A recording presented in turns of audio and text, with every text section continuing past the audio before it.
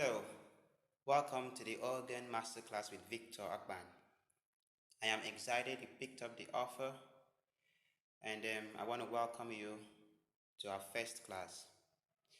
There is a book we want to follow, that is the hymn manual, which is put together by me.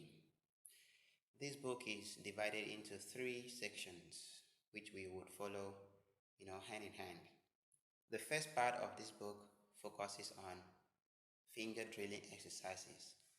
Unlike contemporary music where we have chords to play with maybe all our fingers dropping at once, classical music presents us the opportunity to you know explore with different fingers at a time.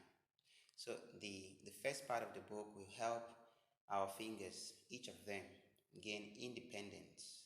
Okay, and there are 15 exercises to master. Okay, so we will try to learn this within a short time, 1 to 2 weeks. Okay, depending on your strength and ability. The second part of the book presents us with etudes. Etudes are usually short exercises to be studied. Okay, each of them has a lesson to present, and there are also about 15 of them which we would be learning the concepts that come in hymns. Okay, each etude has a concept that is drawn from hymns, different hymns. Okay, now the last part of the book is where we have the real-time hymns. This would be based on the concept we learned from the second part, the etudes. This is where we would elaborate the etudes, and then we will try to find what we learned in them. Okay, so let's begin with the first part. I would like to assume you're seeing the keyboard for the very first time. So let's begin by learning the white and black keys. Have you seen? These are the primary colors of the keyboard, white and black. Now, there is a pattern. The black keys are presented on the board. Can you see? Pattern of 2 and 3. 2, 3, 2, and 3. So that's how it goes onto the end of the keyboard. Okay. These patterns will help us identify the white keys around them. Okay. So quickly look at where we have a group of 2 black keys. See, this is one. Let's pick one. Here's another. You see 2 black keys? Below here is another. You see? So stay around there. Any group. Now the white key, just like the one I dropped, the white key before these 2 black keys, this group of 2, is the C. C is known as C. Okay. So here is one. This is the white key before this group of 2 black keys. Have you seen? Here is another one. Though I haven't labeled it, now you know. This is another C because it is the white key before the group of 2 black keys. If we come down, here is another C. Have you seen? Here is another C. Let me take my camera there. Here is another C. Have you seen? Because we have 2 black keys just in front of them, in front of it rather. You see? Okay, now knowing the C gives you a head start. There are 7 musical sounds in music.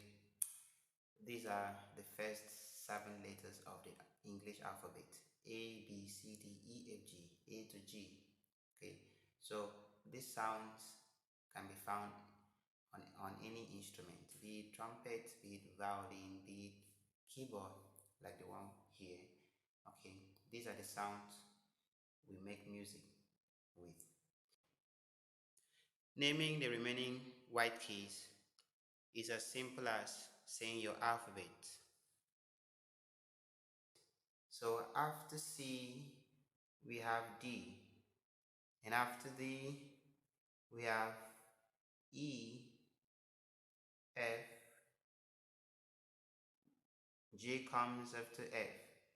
And since G is the last letter, is the seventh letter that we need to make music, we simply begin with A. We go back to A to keep the cycle, to start a new cycle. A, B, and up here you can imagine what will be C. Can you notice any pattern there? The first key is all we need. C, the white key before the two black keys. Once we get it right, obtaining the remaining 6 keys is as simple as running on your alphabet. After C, we go to D. After D, we say E. After E, F. After F, G, A. At G, we are beginning the cycle again. That's back to A, the first letter. Okay, B, and we will still meet C as the white key before the two black keys. Did you notice that? Okay, let's move on. Now this is what we need to know at first. We need to memorize, or our eyes should be trained so that we can easily spot these 7 notes, these 7 keys, even without the help of paper, even without an indicator. That's the first assignment. You know your keys even without any help. You can practice by marking up your keyboard just the way we did, okay? Either with paper or marker. Okay, the idea is to help you know the 7 letters and the positions on the keyboard. Is that okay? Okay, let's move on to our first lesson. Our first lesson will focus on 5 notes, only 5 notes. C, now you know your C, right? C, D, E, F, and G. Okay, these are the 5 notes we'll be practicing with. In fact, these 5 notes are what we need to start up finger independence exercises. Is that okay? So focus on C, D, E, F, G. And the fingers we would use to play them are just our basic fingers. We will number our fingers just like the one in the picture. Okay, so left hand and right hand, see? So the thumb of the right hand remains 1, 2, in that order, 2, 3, 4, 5, okay? The reverse is for the left hand, where the thumb 1, index 2, middle finger 3, ring finger 4, and the little finger 5. So that's the order: 1, 1, 2, 3, 4, 5. The reverse is the left hand: 1, 2, 3, 4, 5. Okay. This is the steps we will take throughout this book. Remember, the keyboard is an instrument that requires 2 hands to play. So the first step is to always start off hands separately. Okay. You may choose to practice with right hand first before the left hand, or vice versa. Now step 2 would be to memorize each hand. Okay, even before you think of step 3, which is hands together, playing hands together, you should have mastered each hand, what it has to play. Is that okay?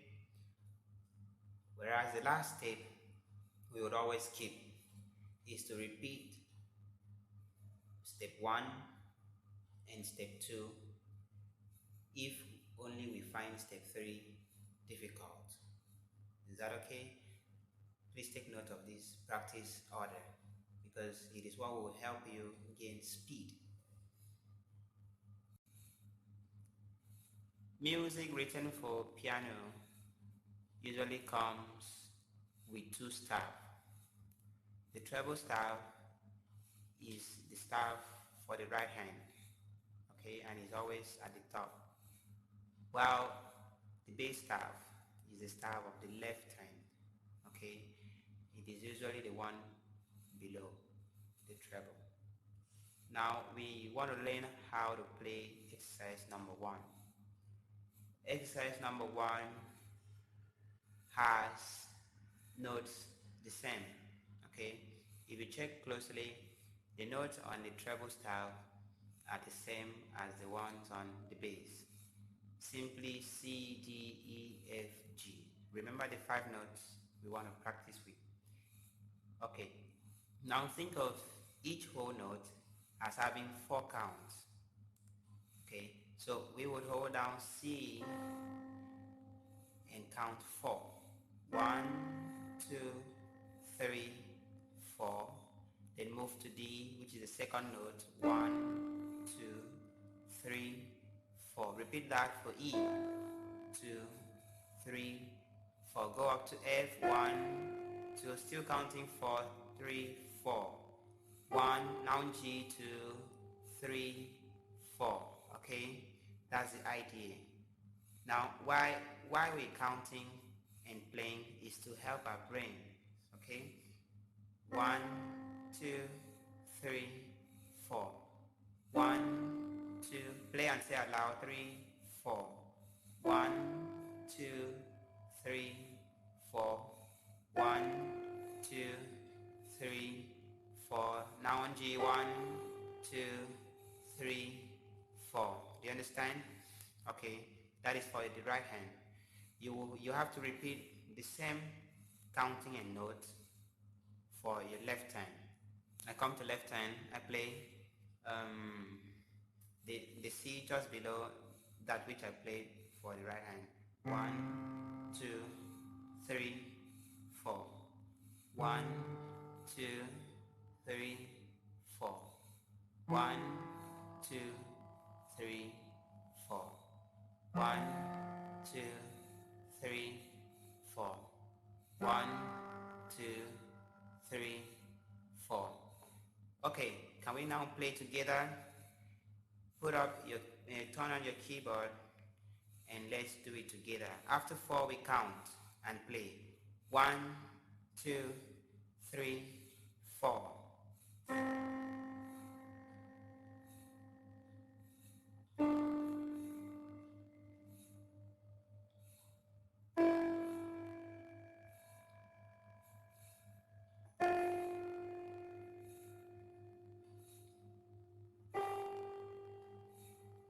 Don't stop. Continue with left hand. 1, 2, 3. That order.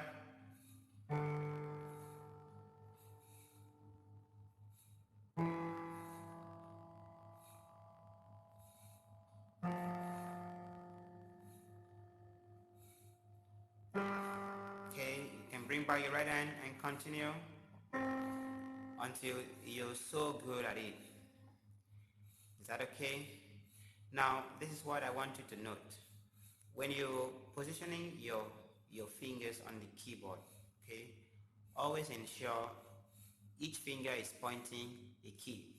One finger is pointing a key, like without actually sounding the note. But you keep the finger such that it is facing a key. You know, you intend to play. See, this one is on C, this one is facing D, this one facing E. Can you see? F, G. So this makes me, get the notes at ease. I can move without even looking at the keyboard. Once you establish this position, you can attempt closing your eyes to play. Okay, that's the first thing you should always consider when placing your hand and your fingers on the keyboard. Ensure one is facing a key, and it is always best you don't skip. See, one facing a key without actually skipping any key. Have you seen? This will help you go on the keys easily. Now, exercise 1 has subsections. Okay, The same whole note you were counting for 4. We still have to play counting for 2 this time around. Okay, that is exercise 1B, where we have 2 counts for each note. Same C, D, E, F, G, but this time around we're counting 2 beats per note. 1, 2, 1, 2, 1, 2, 1, 2, 1, 2, 1, 2, 1, 2, 1, 2, 1, 2. Okay, you can go up to G and down to G, down to C rather. Go up to G and down to C. That's the pattern I want us to practice. Up, 2, now in twos. 2, 1, 2, 1, 2, 1, 2, 1. And we're coming down 1. So still keep beating the counting of 2, 2, 1, 2. Okay.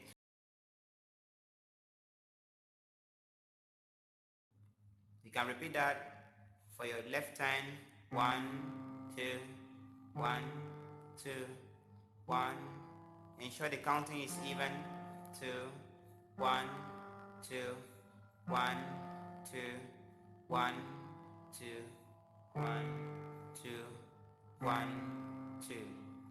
Okay, so that's the idea. Now the last part of exercise, exercise 1 is where we count 1 for each of the notes. We say 1, 2, 3, 4, 1, 2, 3, 4. Do you understand? 1 count for each note. 1, ensure to count aloud while playing. 2, 1, 2,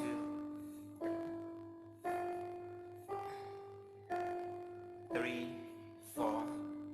Continue this process until you're tired, like your hands, your fingers rather, are exhausted.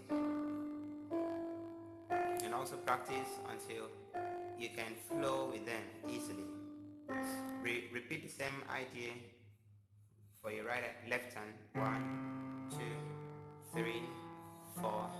1, 2, 3, 4. 1, 2, 3, 4. 1, 2, 3, 4, 1. The purpose of exercise 1 is to help us master the distance between 2 notes. 2 notes, like it should help us, feel the gap that is between 2 notes, any 2 notes. So that's why you should take it seriously. Okay, so it will help your fingers also to determine, even without looking. Once you master this exercise, you should be able to flow from one key to the next, even with your eyes shut. So practice that, right hand to left hand to right hand, until you are so good at it. Is that okay? That is the last part of exercise 1. But we'll still go back to the first one. This time around, let's assume we've mastered hands separately. This is the time to think of combining both hands. Is that okay? So for exercise 1A, which was 1 note for 4 counts, both hands have to play the same notes. So what do? We'll be sounding C here and C here, below here, at the same time. And we would say our counting together. 1, 2, 3, 4. The next note was D. 1, both hands playing the same note. 1, 2, 3, 4. Now to E. 1, 2, 3, 4. We continue. 1, 2, 3, 4. Ensure the counting. 1, 2, 3, 4. Now we're going down, backwards. 2, 3, 4. You don't skip. 2, 3, 4. 1, 2, 3,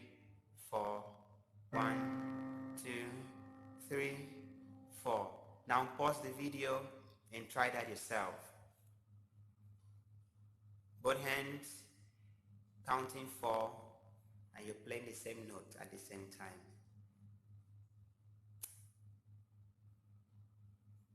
Now we go to exercise 1B. 2 counts for each note. We go 1, 2, 1, 2, 1, 2, 1, 2, 1, 2, 3, 4. Okay? 1, 2, 3, 4. 1, 2, 3, 4. 1, 2, 3, 4. We keep up. 1, 2, 3, 4. 2 notes. 2 counts for 1 note. 1, 2, 3, 4. 1. That's cool. Pause the video now and practice that. 1 minute, 2 minutes, into 5 minutes is not enough. Okay? The goal is to, get familiar with the movement, even without looking at the keys. Let's go to the last part of exercise 1, where we will keep 1 count for each note. Remember, both hands now. After 4, 1, 2, 3, 4. 1, 2, 3, 4. 1, 2, 3, 4. 1, 2, 3, 4. 1, 2, 3, 4. Keep up, keep up. Practice that until you're good. Well done. If you did that into 2 minutes, 5 minutes, you're really doing a good job. Well done. Now, to continue on our exercises, we are going to take exercise number 2.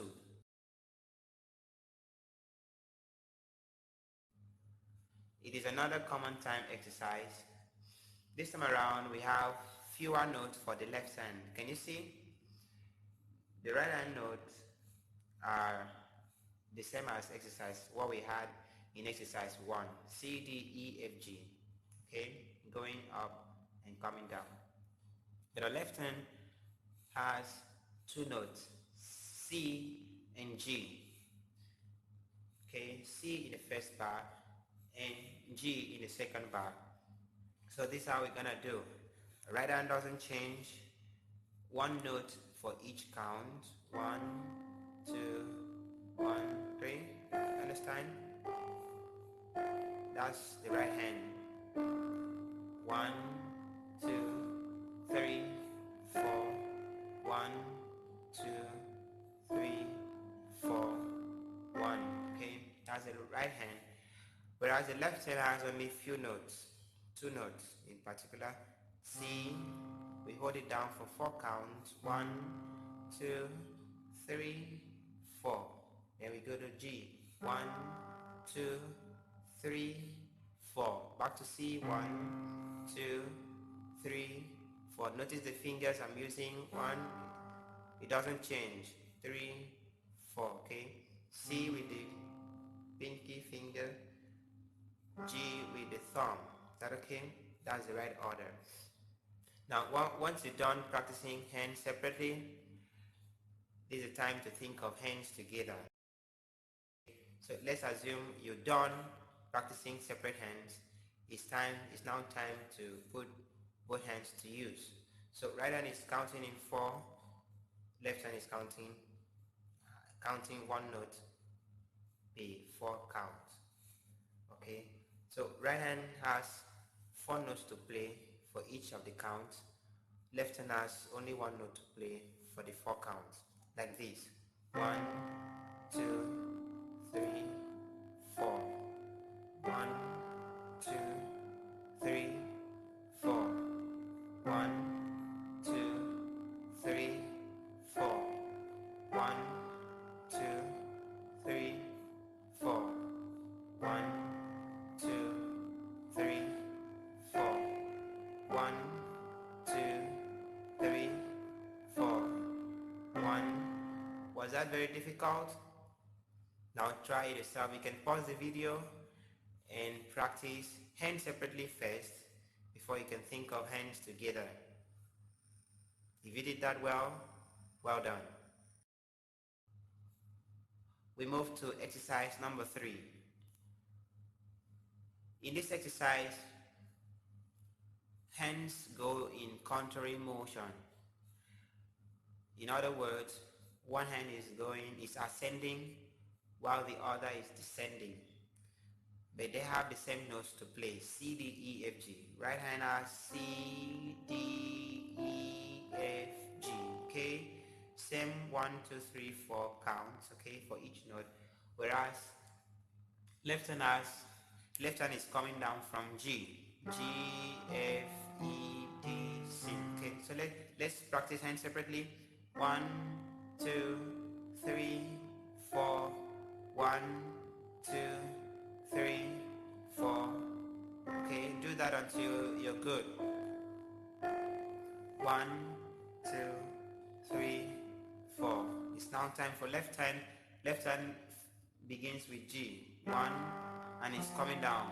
3, 4. 1, 2, 3, 4. 1, 2, 3, 4.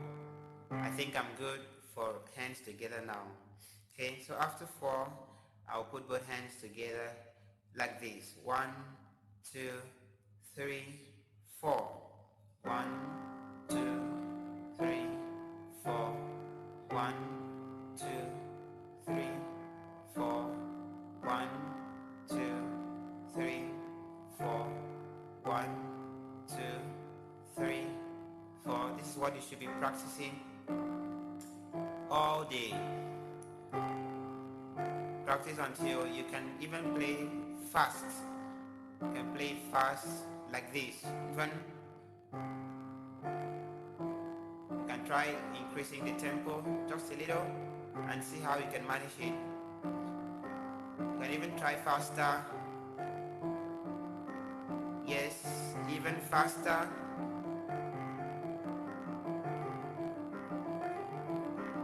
Even faster.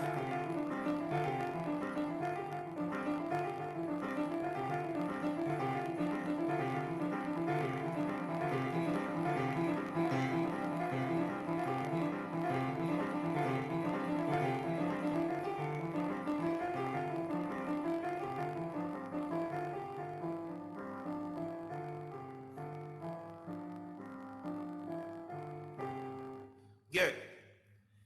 These are the 3 exercises you should master from the first class, because when we come back for exercise 4 and the rest, it would even get more interesting. Remember, the first part of our study focuses on finger drilling exercises, and there are 15 of them. Today we've only considered the first 3, which are the elementary. Okay, so I would encourage you to master them and try to play even as fast as you can. Okay, try to step up the tempo whenever you practice it again. Increase the tempo even if it is by 3. Increase it, because it will help you, understand the distance between 2 notes. That's the objective of exercise 1, 2, and 3. It should help you, move your hands in contrary motion. That is exercise number 3. Is that okay? And exercise 2 is to help you. Is the introduction to independence of hands. So I'll encourage us once again to master these first 3 exercises even before I come up with the next series. Thank you, and keep up to practice.